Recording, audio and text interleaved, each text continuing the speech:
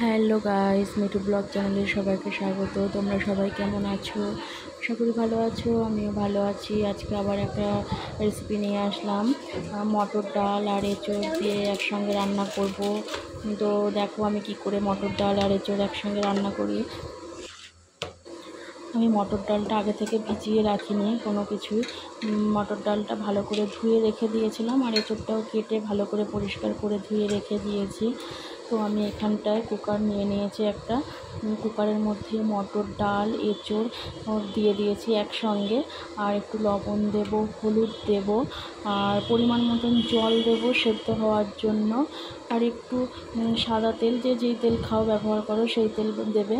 তো আমি তেল দেব, দিয়ে এবার কুকারে ভালো করে সিটি মেরে নেব, যেটা মটর ডালটাও নরম হয়ে যাবে আর এঁচোড়টাও আমার নরম হয়ে যাবে।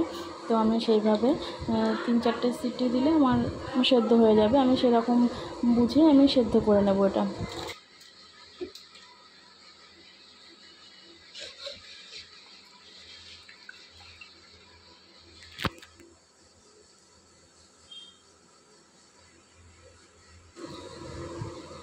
আমার এঁচোড়টা দেখো কত ভালোভাবে সেদ্ধ হয়ে গেছে। এঁচোড়টাও যেমন সেদ্ধ হয়ে গেছে, মটর ডালটাও ভালোভাবে সেদ্ধ হয়ে গেছে। আমি এটাকে ভালো করে সেদ্ধ করে নিয়েছি। আমি একটা প্লেটে হলুদ, লবণ, জিরের গুঁড়ো, ধনের গুঁড়ো সব কিছু নিয়ে নিয়েছি। এবার যে কুকারের মধ্যে মটর ডাল আর এঁচোড়টা সিদ্ধ করে রেখেছি ওর মধ্যে ভালো করে মিশিয়ে নেব। ভালো করে মিশিয়ে নিতে হবে। আমি মশলাটা কোনো কিছু তেলে ভাজবো না বা কষাবো না, আমি এর মধ্যেই মিশিয়ে নেব। একদম সোজা রান্না, কিন্তু খেতে খুব দারুণ টেস্ট হয়। আর আমি ফোড়নের জন্য নিয়েছি তেজপাতা, শুকনো লঙ্কা। আমি খুব একটা ঝাল দিই না, যেহেতু ছেলে খায়, কিন্তু আমি গোটা শুকনো লঙ্কাই দিয়েছি। আর এখানটায় হচ্ছে পাঁচফোড়ন দিয়েছিলাম। পাঁচফোড়নটা দিলে ডালটা দিয়েছি, তাই ফ্লেভারটাও ভালো লাগে। আর দুটো গোটা দারুচিনি দিয়েছি। ফোড়নটা একটু হালকা করে কড়াইতে নেড়ে নিয়েছি। একটু ভাজা ভাজা হয়ে গেলে এর মধ্যে আমি পেঁয়াজ কুচনো, লঙ্কা দিয়ে রেখেছি আগে থেকে, আর রসুন, গোটা গোটা রসুন দিয়ে দিয়েছি। ফোড়নে এটা একটু হালকা করে ভেজে নেব।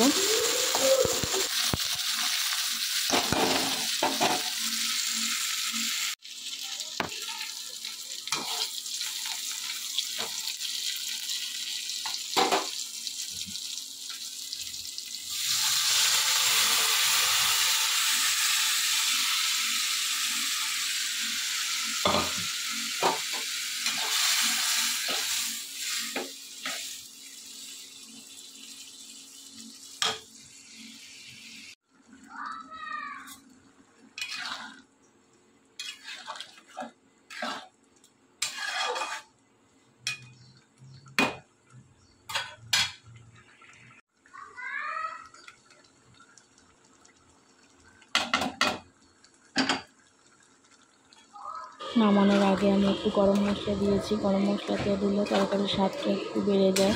আমি গরম মশলা দিয়েছি, দিয়ে এবার আমার এটা একটু নাড়িয়ে চাড়িয়ে ফুটিয়ে নিয়ে আমি নামিয়ে নেব মটর ডাল মটর ডাল দিয়ে এঁচোড়। তো আমার এই রেসিপিটা কেমন লেগেছে, যদি ভালো লেগে থাকে লাইক, কমেন্ট, শেয়ার করে জানিও।